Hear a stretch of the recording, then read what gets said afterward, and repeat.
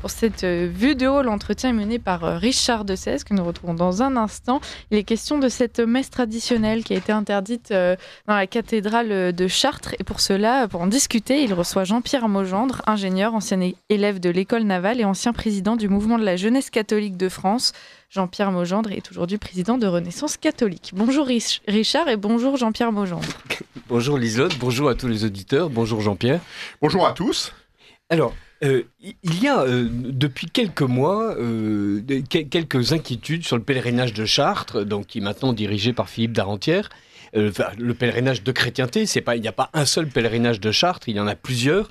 Et par exemple, Monseigneur Ulrich a indiqué qu'il n'y aurait sans doute pas de messe selon le rite traditionnel, le vetus ordo, la forme extraordinaire du rite pour les différentes expressions, au départ de Paris. Et donc, très bien, on enregistre le fait qu'il n'y aura sans doute pas de messe traditionnelle au départ de Paris. On est en train de se demander s'il y aura une messe traditionnelle à l'arrivée, puisque là, par exemple... il y a un pèlerinage qui a lieu chaque année à Chartres, qui est organisé par les Amis de l'abbé Coiffé. Et donc, il y a 3 semaines, ce pèlerinage qui était prévu en arrivant à Chartres avec une messe traditionnelle. La messe traditionnelle qui avait d'abord été acceptée a en fait été refusée par l'évêque qui a dit que, bien sûr, tout le monde avait le droit de rentrer dans la cathédrale, tout le monde avait le droit de s'y promener et d'y faire ses dévotions, mais il n'y avait pas question d'y célébrer le rite. Et comme ça, donc, on a l'impression que le Vatican a décidé, et que les évêques français lui emboîtent le pas, de faire en sorte que la messe traditionnelle soit vraiment persona non grata, en tout cas dans les cathédrales. Alors, je crois qu'on est effectivement dans un processus plus général.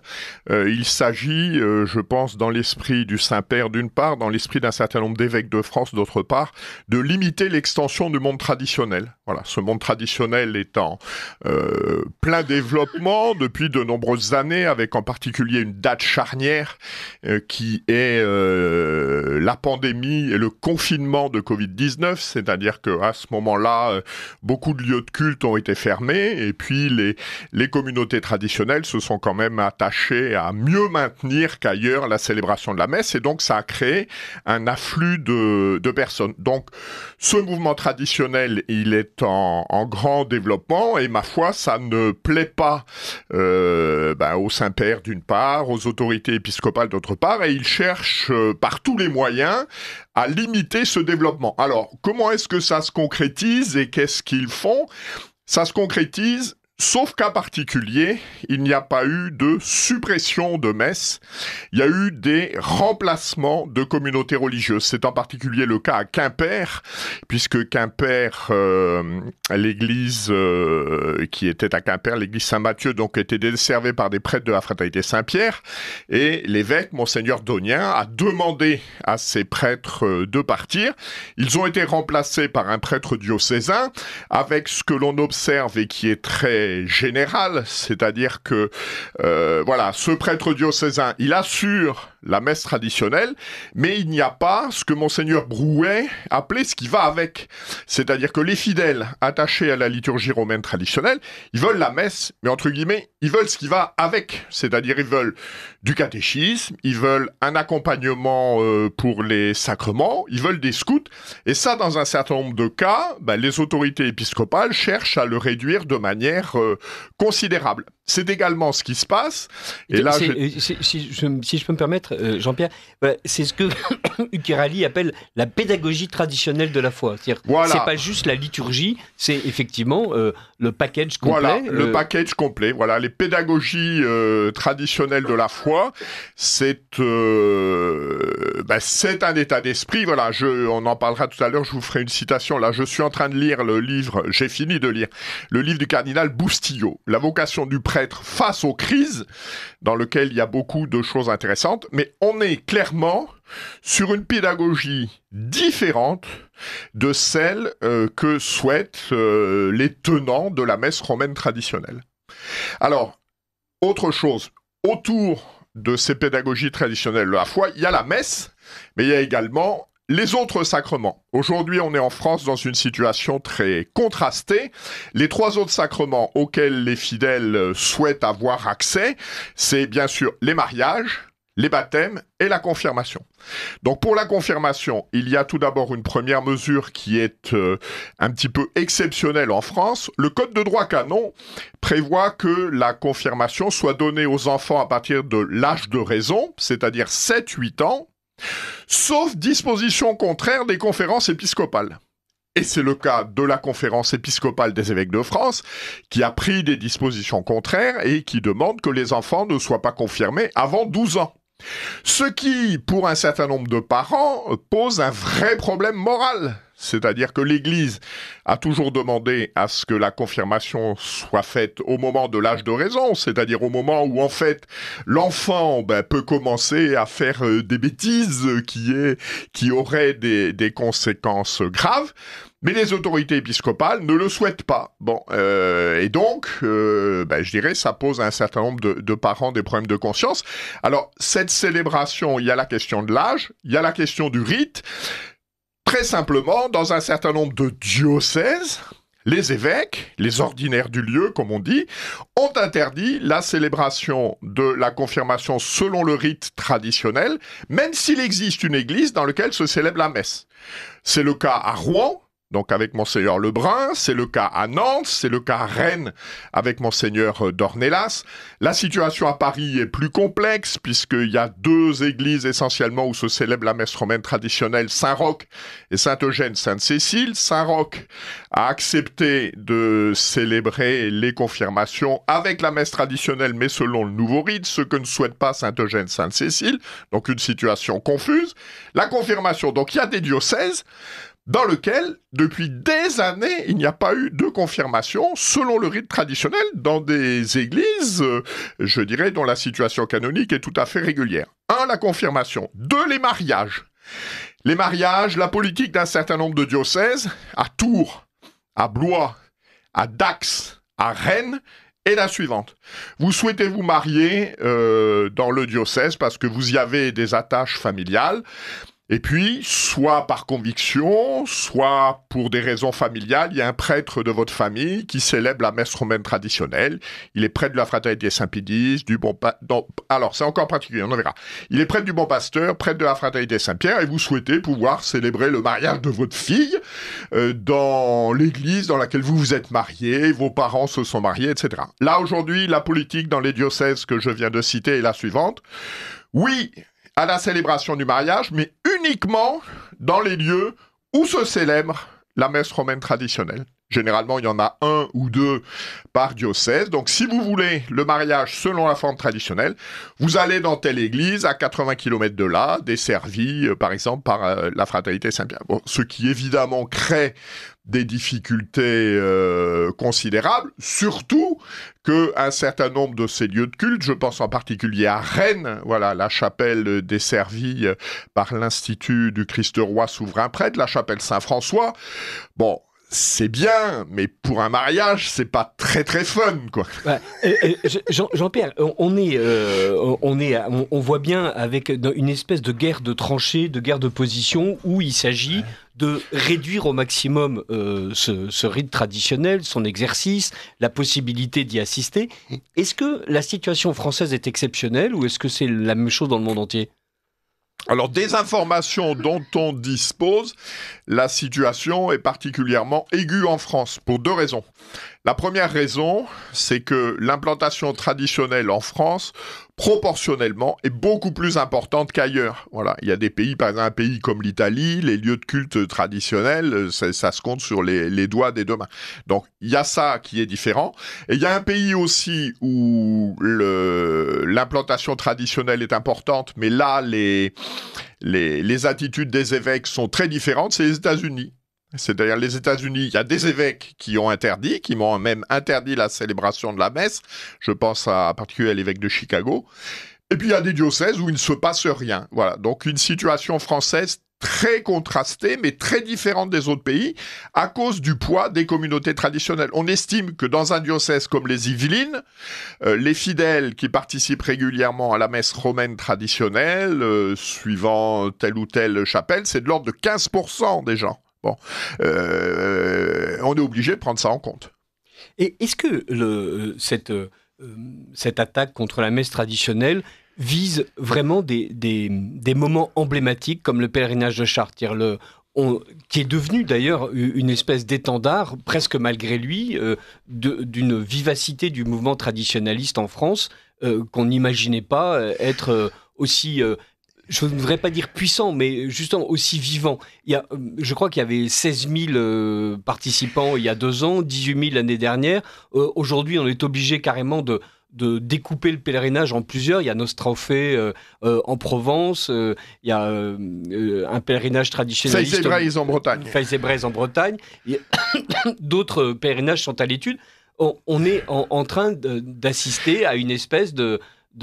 Alors, plutôt que l'étendard, je préférerais l'expression la vitrine. C'est-à-dire que ça permet au grand public de découvrir au monde, de découvrir un monde qu'au final il ne connaît pas et dont trop souvent il a des caricatures. Avec quelque chose qui est extrêmement, je pense, frappant, c'est la jeunesse des populations. C'est-à-dire que pendant très longtemps, on nous a expliqué que les personnes attachées à la messe romaine traditionnelle, c'était des vieillards kakoshi mais érudits qui de toute façon un jour ou l'autre biologiquement finiraient par disparaître. Or la réalité n'est pas cela. Et la réalité c'est que les vieillards kakoshim sont ceux qui sont dans les aumôneries des paroisses modernistes. Je crois que c'est ça la réalité. Alors avec une difficulté, je vous avais dit que je vous citerai le cardinal Bustillo, avec une difficulté qu'on a du mal à percevoir, c'est que la réalité est celle-là, c'est le développement de ce monde traditionnel, et on a l'impression que les lignes ne bougent pas. Dans son livre dont je vous ai parlé, La vocation du prêtre face au Christ, le cardinal Bustillo, à l'époque, il n'était pas cardinal puisque le livre a 4 ans, il écrit quelque chose qui, je crois, éclaire notre propos de manière tout à fait lumineuse. L'idéologie a le pouvoir de polluer la vision de la réalité. L'idéologie n'a pas de cœur. L'idéologie est un comportement sélectif et intolérant. Et il conclut ce paragraphe. Si un critère pour nous aider, dit encore le pape, c'est le pape François, est de voir si par ma foi en Dieu face à ceux qui sont différents de moi, je développe la bienveillance ou l'hostilité. Si mes attitudes sont dures, intransigeantes et violentes, l'idéologie marque une victoire sur la foi. Je crois que le drame auquel nous sommes confrontés aujourd'hui, c'est qu'un certain nombre de nos évêques sont des idéologues.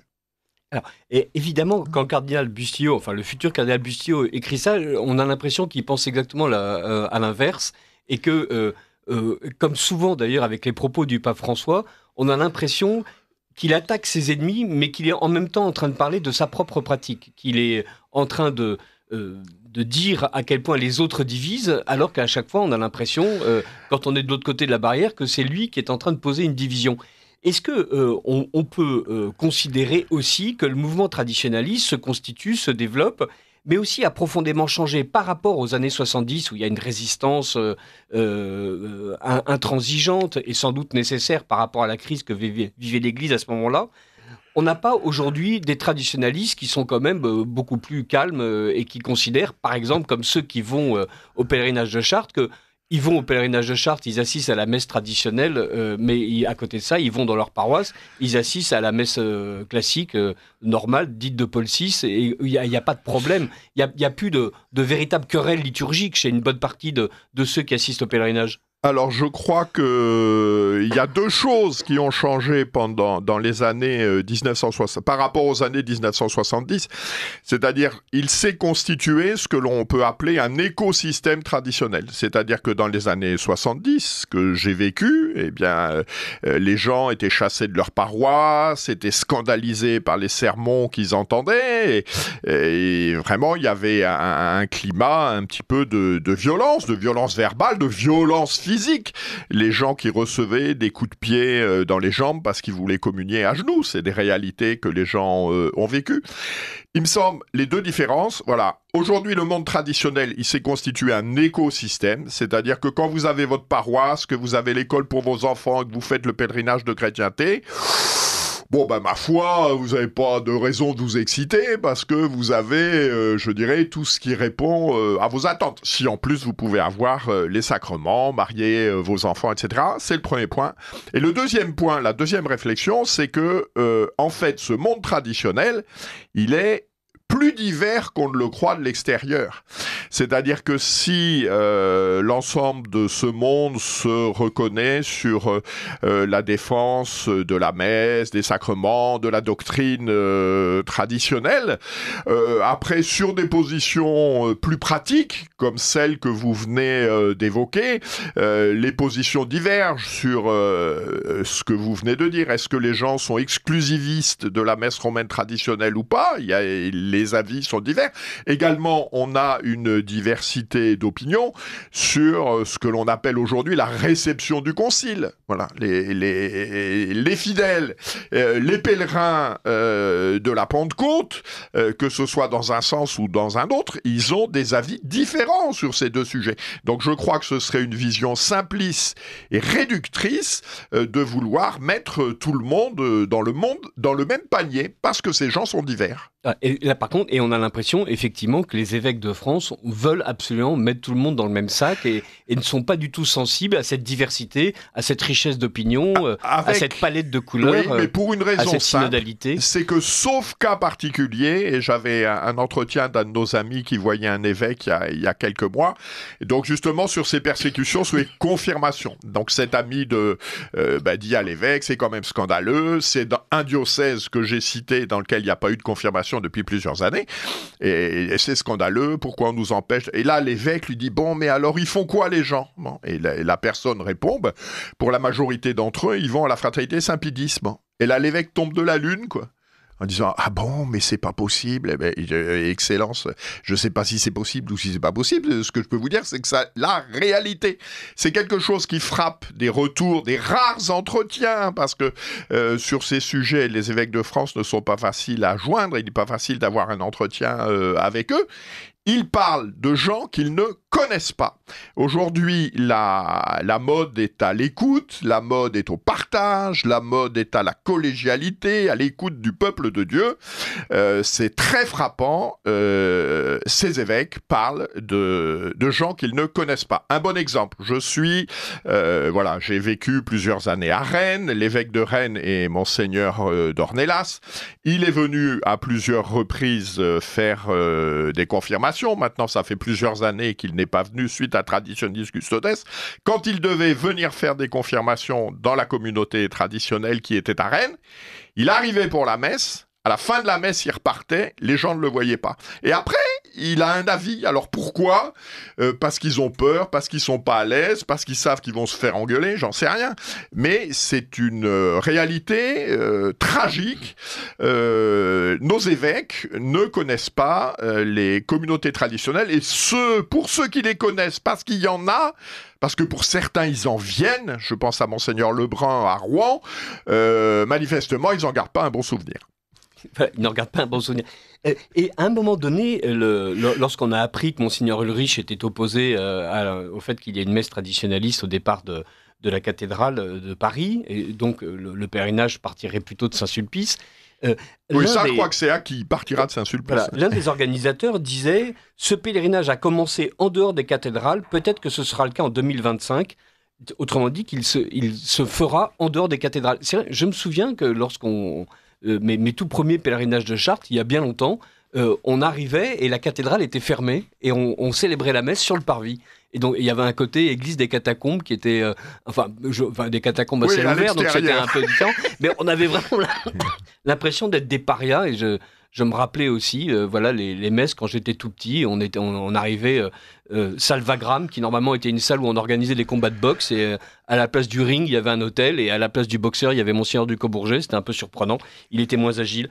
Et là, est-ce que les évêques, le pape, les princes de l'Église se rendent compte en fait que les catholiques français de sensibilité traditionnelle ont l'habitude, en fait, de la dure, si j'ose dire. Ils ont l'habitude d'avoir des messes n'importe où. Ils ont l'habitude d'avoir la messe dans la rue, dans les garages, au milieu des forêts. Et donc, le fait de les priver des cathédrales, c'est une humiliation et c'est une douleur, mais c'est pas ça qui va vraiment les brider. Alors je crois, pour employer un terme qui est à la mode, voilà, que ce monde, en particulier pour les plus anciens, voilà, le premier pèlerinage en 1983, donc la messe d'arrivée à Chartres avait eu lieu sur un des côtés, et je le dis aussi pour préciser des choses à nos auditeurs, la messe était célébrée par un prêtre, puis c'était le père Le Carreux, qui à l'époque était curé dans le Berry, curé des paroisses d'Ingrande, Sauzelle et Mérigny, etc., était en situation canonique parfaitement régulière, qu'on vienne pas nous dire « Ah, mais oui, mais la messe, elle pouvait pas avoir lieu à l'intérieur parce que c'était la fraternité Saint-Pédis ». C'était absolument pas le cas. Je veux dire, les organisateurs du pèlerinage étaient suffisamment astucieux pour avoir trouvé une solution qui ne les mette pas en porte-à-faux sur ce sujet. Donc je crois que ce monde traditionnel, voilà, il a une grande résilience aux persécutions, aux épreuves. Et puis là aussi, je rebondis sur votre question tout à l'heure concernant la manière dont tout cela est vécu par rapport aux autres pays. Je pense que les catholiques français, malheureusement, ont l'habitude de la persécution. C'est-à-dire qu'il y a un certain nombre de pays, alors sauf des périodes très violentes, je pense à l'Espagne, etc., où en fait le catholicisme n'a jamais vraiment été persécuté. En France, ça fait quand même 2 siècles qu'entre des événements politiques ou des événements religieux, je pense à l'expulsion des congrégations à la fin du 19e siècle, etc. Je pense également au drame qu'a constitué pour un certain nombre de familles la condamnation de l'Action française. Voilà, le catholique de France, il sait que la persécution par les autorités politiques ou par les autorités religieuses, ça fait partie de son ADN. Voilà, c'est comme ça, et donc il y a une résilience que certains peut-être n'anticipent pas suffisamment. Alors, et c'est aussi quelque chose de très étonnant. Vous avez parlé tout à l'heure de l'écosystème traditionnaliste. Le pape François est très souvent en train d'accuser, sans doute à juste titre, le cléricalisme et la manière dont les prêtres abusent de leur autorité, dont les évêques abusent de leur autorité. On a, avec le traditionnalisme français, l'exemple chimiquement pur d'une véritable démocratie religieuse où les fidèles se sont organisés. Les fidèles ont créé des lieux de culte, les fidèles ont créé des séminaires, les fidèles ont créé des maisons d'édition. Bref, autrement dit, les fidèles ont créé une manière d'être dans l'Église sans que l'Église le valide et sans que l'Église le sanctionne, sans que l'Église y soit pour rien d'une certaine manière, sinon, bien sûr, parce que faisant partie de l'Église était là avec sa grâce agissante. Mais on a vraiment le plus parfait exemple d'anticléricalisme avec le traditionnalisme français. Alors avec aussi un autre élément, je crois, Monseigneur Lefebvre pour la Fraternité Saint-Pédis, donc la Fraternité Saint-Pédis n'a pas de juridiction, la juridiction est accordée par le pape, la Fraternité Saint-Pédis n'a pas de juridiction, et Monseigneur Lefebvre a toujours dit, nous ne nous implanterons, nous ne nous installerons que là où nous aurons une demande des fidèles. C'est-à-dire, c'est pas nous qui décidons, on va s'installer là, on va s'installer là. C'est est-ce qu'il y a une demande des fidèles? Et en particulier, ce que vous évoquez est corroboré par quelque chose, c'est le développement des écoles autour des communautés traditionnelles. Donc ces écoles, ce sont des écoles pour les filles, et essentiellement autour des dominicaines enseignantes, des dominicaines du Saint-Nom de Jésus, des dominicaines du Saint-Nom de Jésus, de Saint-Pré, et autour de la Fraternité Saint-Pédis. Et quand on suit un petit peu ça, Monseigneur Lefebvre au début était très réticent. Il dit c'est pas notre métier de s'occuper des écoles, etc. Et il a fait ce que vous venez d'évoquer. Il a répondu aux demandes des familles qui disaient « Nous, on ne peut pas laisser nos enfants dans ces pourrissoirs ». Et donc, effectivement, il y a quelque chose de très paradoxal, c'est que, d'une certaine manière, l'écoute du peuple de Dieu est plus vécue dans les communautés traditionnelles que dans l'église du pape François. Et alors, est-ce que le pape François donc, a dit à plusieurs reprises, notamment dans son autobiographie, à quel point le traditionnalisme lui paraissait être un truc cuit et recuit, sans doute en témoignant de la même méconnaissance des traditionnalistes, puisque lui aussi a l'air d'expliquer que si les gens écoutent du latin, c'est qu'ils n'y connaissent rien. Il ne doit pas être au courant qu'il y a des missels français-latin et que généralement, c'est assez simple. Est-ce que le pape François est en train de considérer que c'est une ligne de fracture absolument irrémédiable et qu'il faut solder le traditionnalisme, ou est-ce que vous avez l'impression que le traditionnalisme va traverser cette vicissitude supplémentaire et continuer à prospérer ? Alors, je suis persuadé que le traditionnalisme va traverser cette vicissitude. Pourquoi ? Parce que le traditionnalisme, c'est pas une idéologie. Le traditionnalisme, c'est la fidélité à ce que l'Église a fait pendant 2000 ans. Et si le traditionnalisme existe, c'est parce qu'il se passe depuis 60 années un certain nombre de changements dans l'Église qui ne sont pas dans le développement homogène de ce qui s'est fait pendant 2000 ans. Je rappelle, voilà, l'Église catholique, c'est l'Église du Christ, c'est pas l'Église du pape. Donc, il me semble que ce développement traditionnel, il est incontournable jusqu'au jour où, et ce jour arrivera, parce que l'Église est une société hiérarchique, jusqu'au jour où le pape lui-même fera renouer pleinement, complètement, totalement l'Église avec sa tradition. Voilà. Et les combats du pape sont des combats d'arrière-garde. Et d'ailleurs, pas toujours dans une grande cohérence, dans la mesure où, dans le même temps, où par traditionis custodes, il interdit la célébration quasiment de la messe romaine traditionnelle, dans le même temps, il autorise la fraternité Saint-Pierre à continuer ses activités et il encourage l'Institut du Christ-Roi de la même manière à poursuivre son apostolat. Donc on n'est pas dans une cohérence logique cartésienne et française. Il y a là, semble-t-il, des subtilités italiennes ou latino-américaines qui nous échappent. Alors, ça nous échappe. Et est-ce que vous sentez que donc, la messe n'existera pas au départ du pèlerinage de Chartres? Est-ce qu'à votre avis, pour revenir sur l'objet de cet entretien, il y aura une messe traditionnelle à Chartres cette année, à l'arrivée du pèlerinage? Alors, je ne suis pas dans les organisateurs du pèlerinage, je ne suis pas devin. La seule chose, me semble-t-il, qui est certaine, c'est que la messe d'arrivée du pèlerinage de Chartres sera la messe romaine traditionnelle. À l'intérieur de la cathédrale, si c'est possible, si l'autorisation est donnée par Monseigneur Christori, si cette autorisation n'est pas donnée, la messe romaine traditionnelle sera célébrée en dehors de la cathédrale. Ce sera de la responsabilité de l'évêque. Est-ce que c'est quelque chose que les catholiques traditionnels regrettent ou ils sont déjà, si j'ose dire, résignés à l'idée de partir et d'arriver sans que les cathédrales soient ouvertes? Enfin, elles ne leur seront pas fermées. Et évidemment, n'importe quel fidèle a le droit de rentrer et de faire ses dévotions, mais il n'y aurait pas officiellement de messe traditionnelle. Non, pas résigné du tout, je crois pas. En particulier pour les jeunes qui participent pour la première fois ou qui reviennent, c'est quand même une grande grâce de pouvoir assister à la messe dans la cathédrale.